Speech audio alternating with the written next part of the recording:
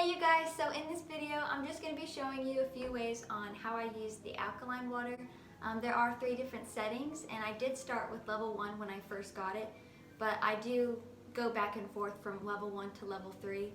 I've noticed a big difference in my thinking, my energy, my sleep, my oxygen levels, and let's be real, even in bowel movements.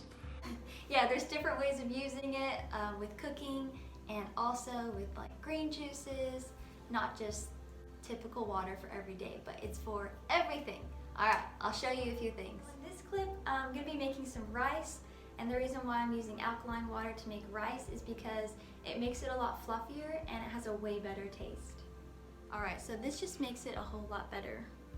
When you leave it soaking for 30 minutes and then you cook it, oh, it's amazing. Amazing. What do you think?